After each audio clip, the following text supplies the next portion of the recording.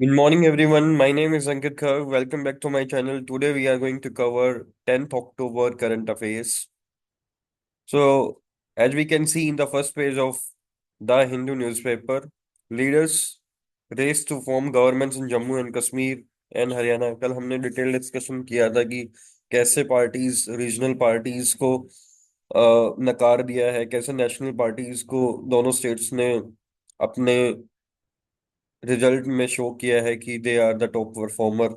अब फिर फाइनली ये पार्टी फॉर्म कर गवर्नमेंट फॉर्म करने जा रहे हैं, तो मेन लीडर जो होगा इसका उसके बारे में डिस्कशन करेंगे। Once things have been concrete, sir Ratan Tata, a titan of Indian industry, takes his final bow. It's a sad news, but yeah, we are going to hear it tomorrow. We are going to discuss it today. Union cabinet ने notification दिया है for free fortified rice supply till दिसंबर 2028। ये कितना सही गरबा का image show किया हुआ है अहमदाबाद में। एंड कल तक 50 डॉक्टर्स ने, सीनियर डॉक्टर्स ने रेजिग्नेशन दिया था, मास रेजिग्नेशन। अभी और सीनियर डॉक्टर्स ने ज्वाइन कर लिया है इस लीग को। Delhi CM is not being allotted, flag staff road bungalow AAP. Basically CM Arvind Kejriwal, ex CM Arvind Kejriwal ने अपना सीएम का बंगला छोड़ दिया था, तो उसके बाद ईडी सीबीआई ने फिर रेड की थी कि उसमें कुछ एज सच कोई सामान ना ले गया उस तरह के एलिगेशन से। तो आपने अपना क्लैरिफिकेशन दिया ऐसा कुछ नहीं है हमारे एंड पे। तो अभी स्टार्ट करते हैं आज के डे के बारे में। Sir Ratan Tata, a titan of Indian history, takes his final bow. Ratan Naval Tata 1937 to 2024, 86 years old थे, is one of the marvelous person. He worked until 1919 to 2012, and in 2012 he has handed over to Cyrus Mistry, but उसके बाद भी organisation की सही चीजें सही से नहीं चली। तो 2016 में इन्होंने फिर से इंटरिम चेयरमैन ज्वाइन किया था, और उसके बाद फिर ये आफ्टर 6 मंथ इन्होंने जो है मिस्टर एन चंद्रशेखरन को अपॉइंट कर दिया था चेयरमैन ऑफ टाटा सन्स। अभी भी इनकी शेयर होल्डिंग जो है 67% है। इनको प्रेज क्यों किया जाता है? इनके प्रेज करने के नंबर ऑफ डिफरेंट वेज हैं कि इनको प्रेज क्यों किया जाता है। The way he carries his aroma is one of the elite thing that any person can do. इनको प्रेज इसलिए किया जाता है कि इन्होंने स्टार्टिंग में एज ए चेयरमैन ज्वाइन ना करके 20 साल तक इन्होंने एज ए बिल्कुल बेसिक से ग्राउंड लेवल पे काम किया, और ग्राउंड लेवल पे काम करने के बाद इनको सारी चीजें रियल में रियलाइज हुई कि इस तरह से करनी है। फिर they have been appointed by chairman mister Tata, JRD Tata, जो इनके फादर थे।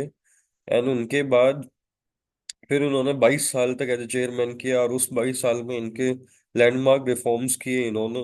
इवन इंटरनेशनल ब्रांड बनाने में इनका ही हाथ था। टाटा पहले डोमेस्टिक ब्रांड ही था, बट इन्होंने इंटरनेशनल एक्विजिशंस किए, जैसे टेटली जो टी की कंपनी है, जैगवार लैंड रोवर जो एक बार उनको ट्रैक्टर की फॉर्मेशन के लिए इनको फंडिंग चाहिए थी, तो जैगवार लैंड रोवर ने मना कर दिया था। फिर बाद में उसी को एक्वायर करना, और इतनी बड़ी डील के साथ, तो और उसको प्रॉफिटेबल बनाना, तो that is also landmark decision. Then Corus steel को एक्वायर करना। ऐसे बहुत सारे ग्रुप्स जो इन्होंने इंटरनेशनली एक्वायर किए, उसके बेसिस पे इनको एक इंडस्ट्रियल, ग्रेट इंडस्ट्रियलिस्ट माना जाता है। इसमें फिर प्राइम मिनिस्टर नरेंद्र मोदी ने भी ट्रिब्यूट पे किया है, एंड उनको बोला है he is a visionary businessman leader, and he was a business visionary businessman leader and an extraordinary human being. One of the most unique aspects of Ratan Tata ji was his passion toward dreaming big and giving back. Or he was at the forefront of championing causes like education, healthcare, sanitation, animal welfare, to name a few. ये तो इनकी basically overall journey कि कितने साल रहे, कि कहाँ पे ये मुंबई के ब्रीच कैंडी हॉस्पिटल में 5 साल हो गए। उसके बाद इन्होंने क्या एक्विजिशंस की, कितने साल चेयरमैन की, फिर कितने साल के बाद वापस आए। उसके बाद इनको मेन जो टाटा ग्रुप को एडमायर किया जाता है वो देयर फिलेंथ्रोपी नेचर, जो दान करते हैं वो। आपको पता है ओवरऑल टाटा ग्रुप की वैल्यूएशन 30 लाख करोड़ की है, एंड रिलायंस इंडस्ट्री लिमिटेड की सारी कंपनीज मिला के सिर्फ 20 लाख करोड़ की है। तो ये सबसे बड़े होने के बाद भी वो बड़े नहीं कहलाते, क्योंकि बिकॉज उनका 63%, अराउंड 60% ये फिलेंथ्रोपी में दे देते हैं, दान दे देते हैं, जो डिफरेंट क्योजेस के लिए काम करते हैं। तो उस पर्टिकुलर चीज के लिए सबसे मोस्ट एडमायर है कि जो सोसाइटी से लिया वो उसको सोसाइटी को गेट बैक किया, इसीलिए लोग इनको एडमायर करते हैं, बिकॉज इन्होंने जो अपनी जो कमाया है वो वापस से सोसाइटी को दिया भी है। इसलिए एवरीवन वांट्स कि भाई टाटा के प्रोडक्ट्स को बाय करे तो एटलीस्ट कुछ सोसाइटी में इम्प्रूवमेंट के लिए वापस होएगा। जैसे ताज होटल है और उसी के कंपैरिजन में ओबरॉय जो है वो रिलायंस इंडस्ट्री चेन है। सो एवरीवन शुड प्रेफर कि ताज में रहे, बिकॉज वो फिलेंथ्रोपी के ऊपर काम करते हैं। That's how it is overall. RBI ने होल्ड्स रेट किया एट 6.5%, सिर्फ स्टेंस टू न्यूट्रल। मॉनेटरी पॉलिसी का 6.5% ही रखा है, ना इन्होंने नीचे किया है मॉनेटरी, ना इन्होंने ऊपर किया है। हालांकि यूएस ने कट कर दिया था, अगर ये कट कर देते तो लोन सस्ते हो जाते, लोन सस्ते हो जाते तो आपकी इन्फ्लेशन बढ़ जाती। तो इसलिए न्यूट्रल स्टेंस ही लेना था, और अभी सारे मेंबर्स ने बोला है कि ये दोनों में बैलेंस बनाने के लिए, क्रेडिट फैसिलिटी को प्रोवाइड करवाने में और वो इन्फ्लेशन को न्यूट्रल या स्टेबल रखने में, हमें ये चाहिए कि हम इस बार भी लगातार 10th मीटिंग में इन्होंने न्यूट्रल स्टेंस ही रखा है, ताकि जो इन्फ्लेशन कंट्रोल में आई है, हालांकि फूड इन्फ्लेशन तो इनके कंट्रोल में आ नहीं रही, बट अगर और भी इन्फ्लेशन बढ़ जाएंगे तो उस पर्टिकुलर सिनेरियो के बेसिस पे आरबीआई ने जो अपनी जितने भी रेट्स रखे हैं वो सेम ही रखे हैं, चेंज नहीं किए। जैसे रेपो रेट है, रिवर्स रेपो रेट है, लिक्विडिटी एडजस्टमेंट फंड है, जो अपन ने डिस्कशन किए थे प्रीवियस सेशंस के अंदर कि उनका क्या महत्वपूर्ण होता है। बैंक रेट है, ये सब है। अभी कैबिनेट कमेटी ऑन सिक्योरिटी ने क्लियर की है deals 31 MQ-9B drones and submarines. जो ये 31 MQ-9B high altitude long endurance unmanned aerial vehicle है, ये यूएस की कंपनी के साथ की है, जनरल एटॉमिक्स के साथ।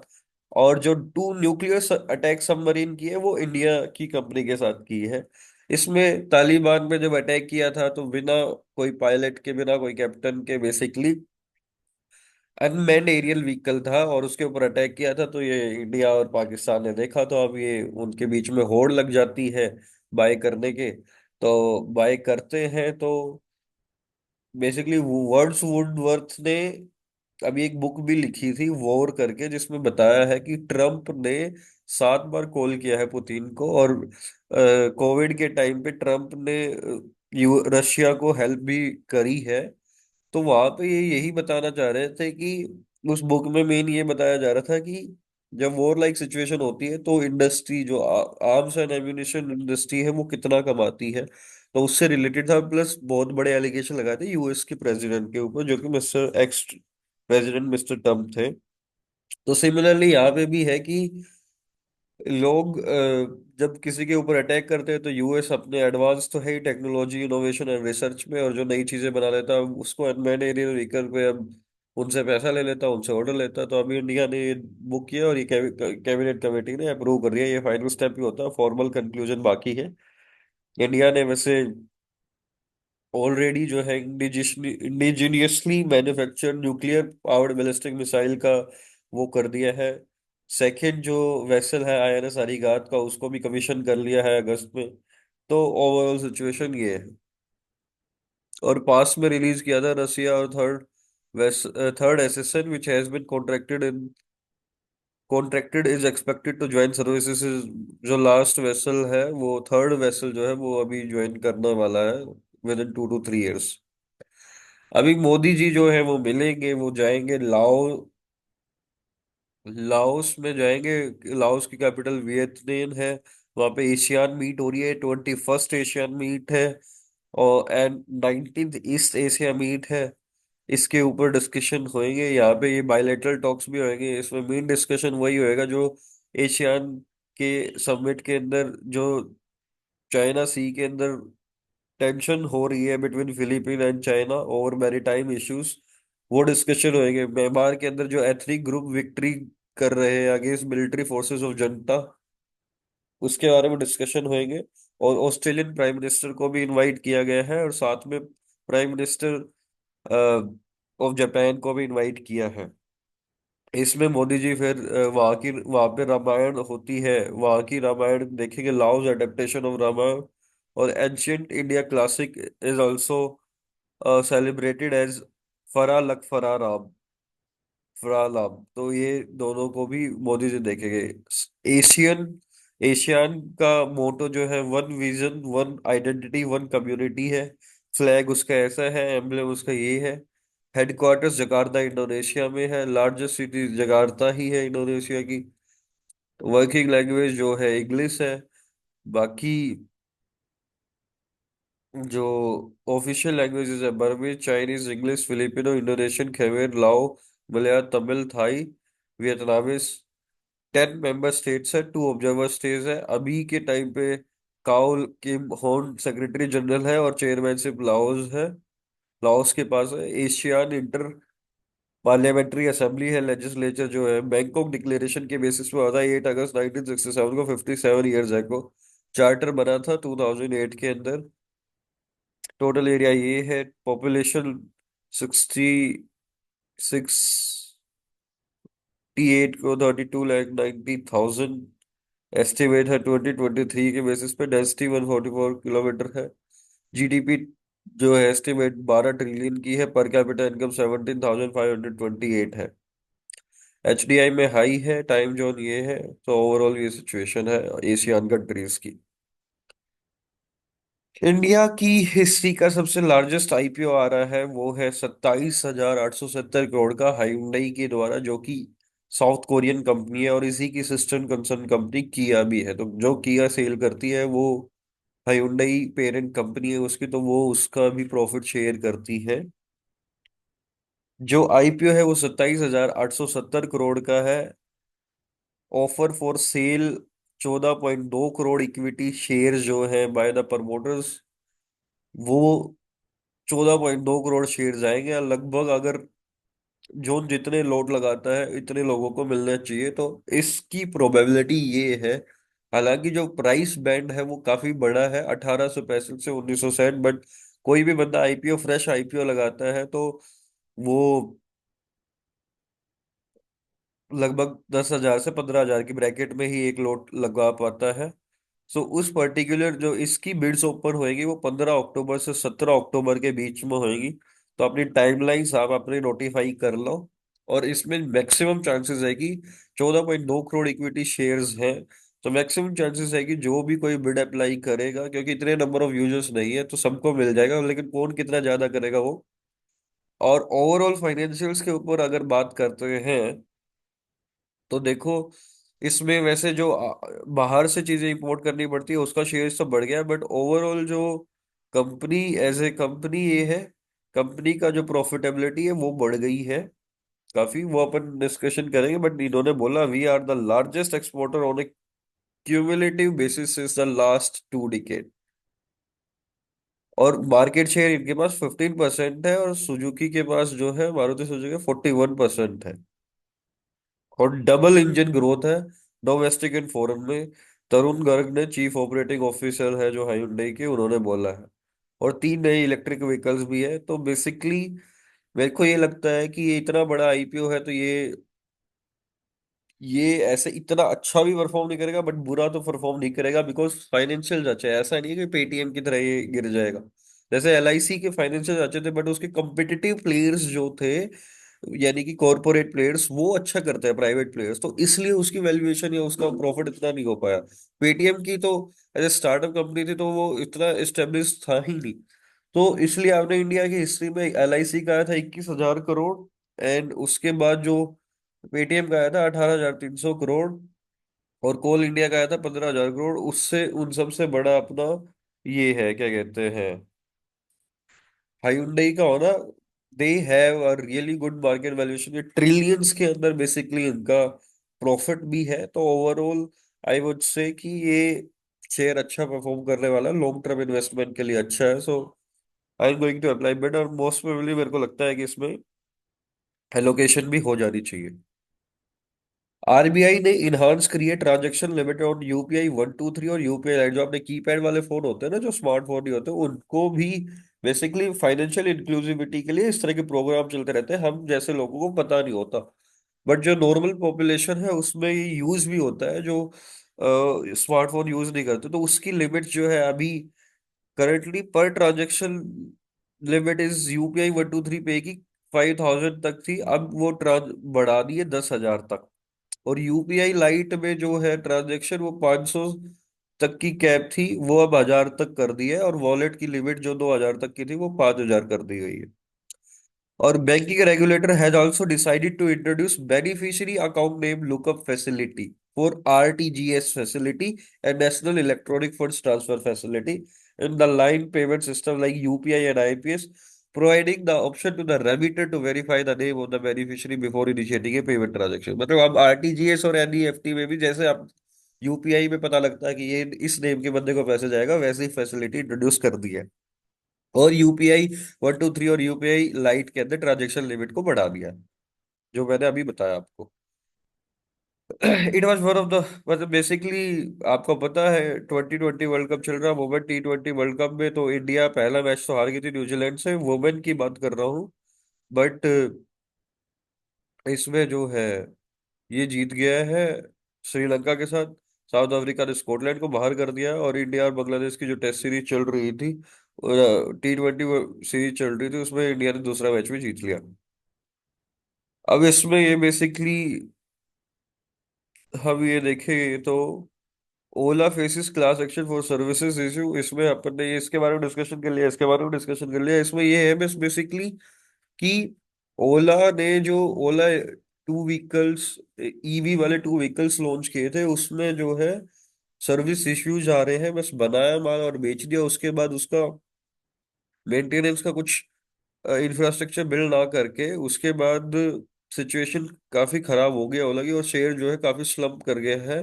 उसमें कुणाल कामरा करके एक कॉमेडियन है जिसने ट्वीट किया था, उस ट्वीट के बेसिस पे जो इनके सीईओ है भाविश अग्रवाल, उन्होंने उसके ऊपर उनको लताड़ना चालू कर दिया। मैंने इवन स्टॉक वो भी पढ़े थे, काफी एक्सचेंज ऑफ ट्वीट्स हुए थे कि ऐसे मतलब ऐसे कि तेरे को तो मैं इतने पैसे दे के रख लो, और ऐसे वाली चीजें थी। उसने बोला कि पहले आप इसको करेक्ट ही कर लो, या कंज्यूमर्स को उनका पैसा दे दो, वही बहुत है। बोला तेरे से तो कुछ बना नहीं, तो अपने कॉमेडी के फेल कैरियर को तो संभाल पाया नहीं, तो यहाँ पे ऐसे कम्युनिकेट कर रहा है, इस तरह की चीजें हैं वो।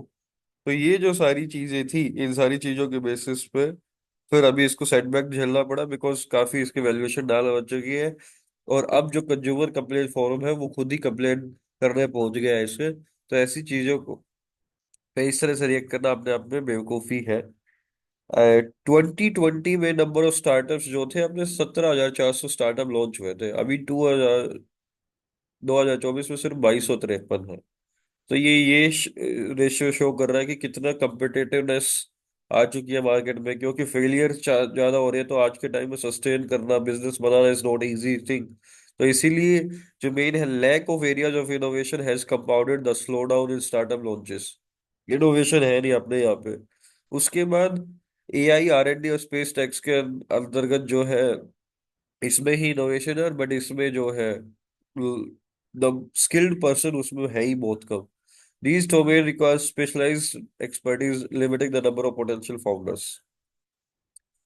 आपको पता है, कल फिजिक्स का मिला था, उससे पहले मेडिसिन का मिला था, इस बार केमिस्ट्री का मिला है। केमिस्ट्री में जिसमें दो तो गूगल के बंदों को मिला है, और एक जो मिला है डेविड बेकर, जो प्रोफेसर है यूनिवर्सिटी ऑफ वाशिंगटन के अंदर, 62 ईयर्स एज के हैं, उनको मिला है। और CEO of Google deep mind जो डेबिस हासाबीस है, 48 ईयर्स ओल्ड को, उनको मिला है। And John jumper 39 years old है, सीनियर रिसर्च साइंटिस्ट है, उनको मिला है। 50% जो प्राइस की अमाउंट मिलेगी वो इनके मिलेगी। इन्होंने कंप्यूटेशनल प्रोटीन डिजाइन के ऊपर काम किया है।